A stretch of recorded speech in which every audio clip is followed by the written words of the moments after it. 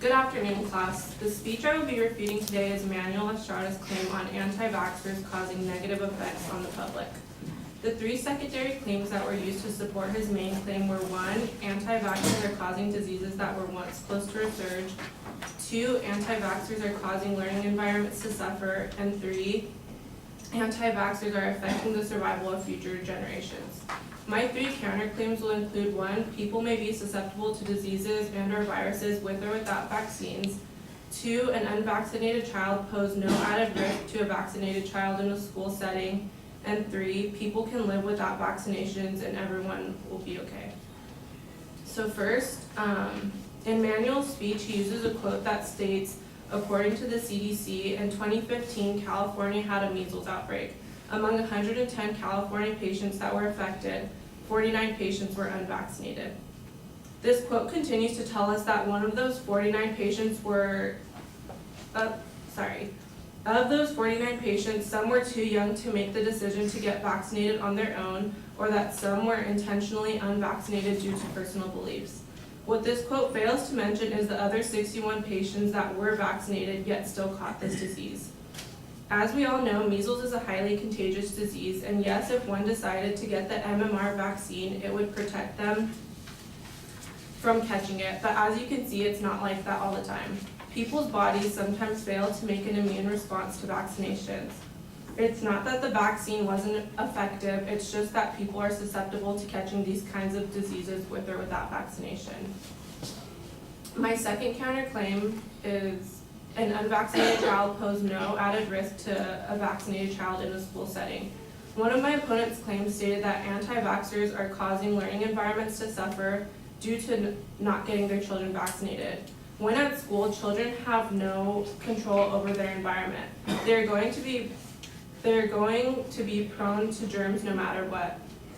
I found in a Harvard study, immunologist Tatiana Obukanyich proves that unvaccinated children are no threat to others.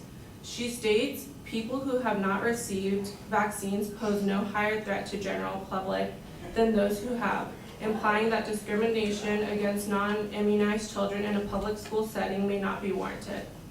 Unvaccinated children aren't a walking plague. All children are more vulnerable to environmental risks because they are growing and have exposure to all sorts of things. My third and final claim is that people can live a healthy life without vaccinations and everyone would be okay. In my opponent's final claim, he states vaccinations are the most cost-effective ways of avoiding disease. In an article found on Stop Mandatory Vaccinations, a mother who does not get her children vaccinated states, the truth is that there is a chance of developing communicable diseases whether you or your children are vaccinated or not. After I studied the history of vaccination, I quickly learned that vaccines in fact did not save us, but rather it was better living and working conditions, improvements in sanitation, and access to clean food and water. What she is stating isn't wrong at all. Beyond modern medicine, we as a human race have advanced with the way that we live. To conclude, anti-vaxxers are not causing negative effects on the public. They are simply living their lives the way they want to live them without causing any harm to others.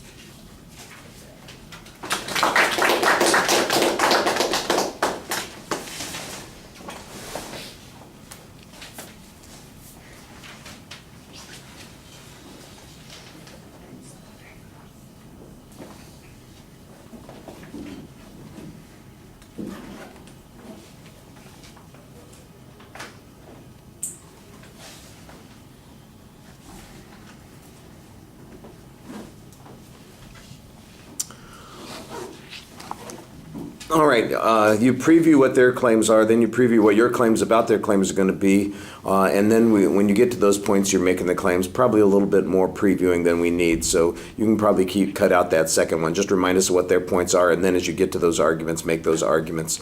On the first point, you basically take a piece of evidence that the advocate used and analyze it in an interesting way, suggesting that 61%, actually I think it's 51%, I don't remember what the number was, 61 of the kids who did get the measles in that situation had been vaccinated, which seems to suggest a substantial likelihood that kids are still going to get diseases even if they are vaccinated. I thought that that was a pretty reasonable interpretation of that situation, the example that the advocate's using, and it's their example.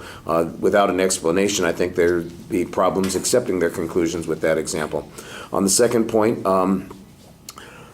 the researcher that you cited, I thought you gave them some credibility. Their quote is pretty applicable to the subject that you're talking about.